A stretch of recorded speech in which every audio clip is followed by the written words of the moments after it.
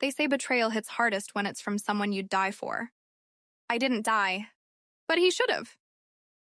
My name is Daniel, and until a year ago, I thought I had the perfect best friend, Ethan. We grew up together in Ohio, played the same sports, went to the same college, even planned to launch a business together. He was the guy everyone trusted. The guy people said was basically my brother.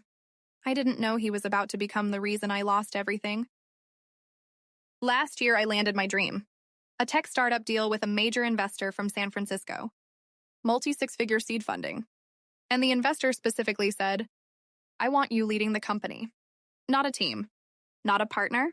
I told Ethan I'd bring him in later secretly. I still trusted him. Biggest mistake of my life. 3 weeks before the contract signing, he convinced me to send the pitch deck to his email, just to review it together. I didn't know he sent it to the investor behind my back, with a new proposal, his name on the contract. My idea, my work, my future. Contract day arrived. I walked into the meeting ready to sign, but the investor wouldn't look at me, and Ethan was already sitting inside, with a signed contract, with my company name on it, and the investor just said, we decided to go with the more experienced option. Ethan shook my hand, like he hadn't just ripped apart 10 years of my work. He said, no hard feelings, brother. I lost. My job, the apartment we shared, my savings, my reputation, my future.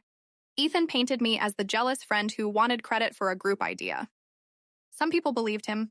He blocked my number, my social media, everything. But the worst part wasn't losing the business. It was finding out he also started dating Emily, the girl I had been with for 3 years. He knew how much she meant to me, and he did it anyway. When I confronted her, she just said, he has ambition. You don't. That line broke me in a way nothing else could have. For 6 months, I was numb, until the day I found out Ethan was back in town for a launch party, celebrating the company he stole from me. And that's when I decided I wasn't going to move on. I was going to end him. Revenge isn't rage. Revenge is patience. People in the USA love stories of justice, but justice doesn't always come from courts. Sometimes it comes from someone who's been pushed too far. I watched every interview Ethan did, every podcast, every Instagram story. He bragged about creating the next big thing, about staying loyal, about cutting off toxic people. He built his whole personality on fake loyalty. I knew the real Ethan, and I knew exactly how to tear his world apart, one piece at a time. I started with something small. I created a fake profile for a private investor interested in acquiring Ethan's company, a $5 million buyout offer, big enough to get his attention, too big for him to ignore.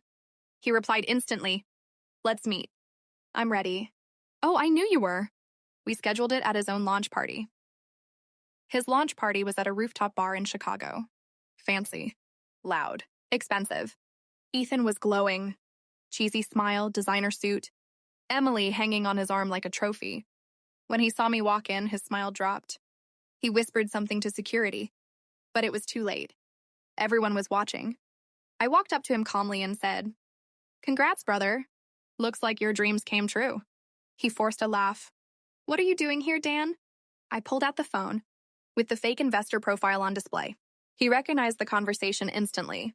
His face drained white. I said loud enough for the crowd, you forgot one thing, Ethan. I record everything. I tapped play, and the speaker blasted, the investor contract, the one he forged, with his voice admitting it wasn't his idea. Gasps. Whispers. Phones recording. Emily's jaw dropped. But I wasn't done.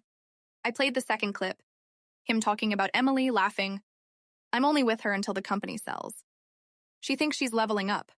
Emily slapped him so hard, the music stopped, and the entire room turned against him. 2 hours later, investors pulled out. His company was frozen. His reputation was dead. Emily left him. His team quit. He went from CEO to nobody in a single night, all because he underestimated the guy he betrayed. The next morning, he texted me, why did you do this? I replied, because you stole my future, so I stole yours. He didn't respond. 6 weeks later, the original investor emailed me. We reviewed your recordings. Ethan breached multiple contract clauses. We'd like to work directly with you. I didn't take the deal. I didn't want the company anymore. I wanted something else. Peace. Ethan left the city. And as far as I know, he never recovered.